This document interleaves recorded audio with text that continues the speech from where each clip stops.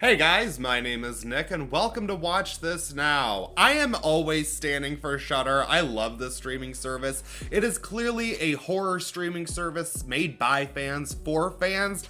But like with any streaming service, it always sucks when stuff leaves, and at least Shudder makes it easy for you to see what is leaving so you can watch it before it's gone. They have a whole section.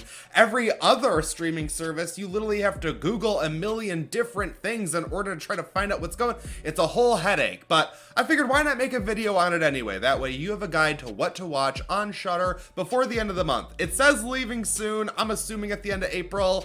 Who cares? We're just gonna jump right into it. The first thing leaving is We Are Still Here, a different kind of haunted house movie from 2015 that stars genre fave Barbara Crampton.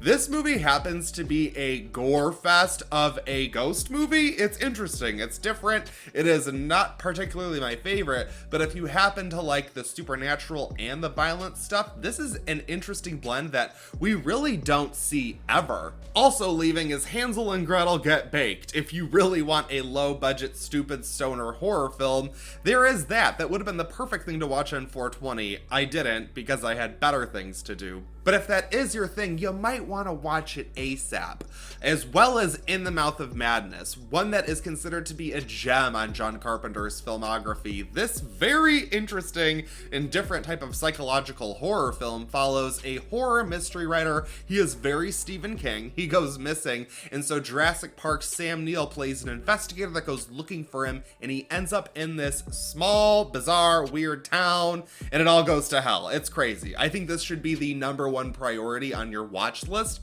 for Shudder right now, just because I don't see this movie typically pop up amongst different streaming services. So this might be one that you want to watch, get your fill, see it. That way, if it's not around for a while, well, who cares? You watched it, you're good. But you might also want to watch all of the Friday the 13th movies. I remember just putting it out there that the Friday the 13th movies were on Shudder as well as Amazon Prime, but apparently they're leaving already.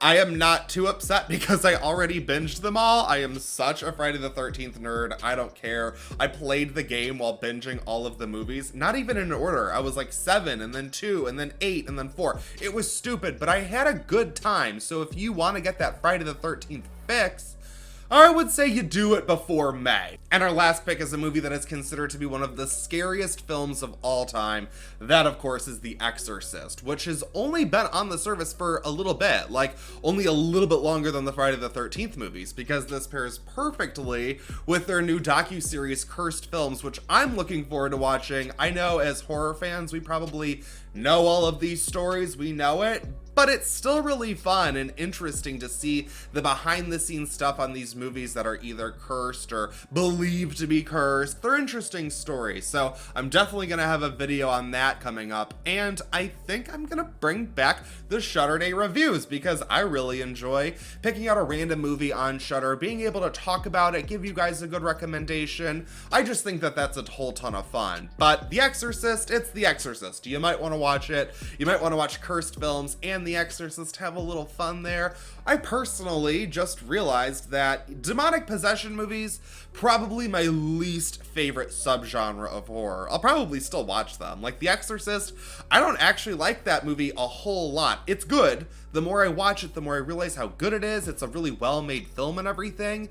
But honestly, I just don't give a singular shit about demonic possession. I'm just not really that afraid of it. I'm just not afraid of demons and shit because I'm not religious. So the movie I think is really well done until we get into that room with the little girl just spinning her head around and puking up the fucking green soup. It's just like, I don't need that in my life. But as I said, you might want to watch it, especially paired with Cursed Films. That could be a good time on Shudder for an evening. That's it for this video. That is all that is leaving the service. Thankfully, it isn't a whole ton of stuff like Netflix this month. That was a joke. But let me know what your favorites are on Shudder. Tell me what you are watching. And if you have any Shudder Day recommendations for me, I'd be happy to pop out a fun little review, talk about a classic horror, maybe a more recent one, something fun. That's what I love about Shudder. It's just plain fun for me because I love horror, as you can tell based on my Disney Princess t-shirt. Thank you so much for watching this video, you guys. I greatly appreciate it. Feel free to like, hit the comments below to tell me what you're watching on Shudder, and subscribe to watch this now. That way you can see my video on cursed films come in and all of my Shudder recommendations. Thank you again so much. That is it for this video, but I won't stop you from watching another.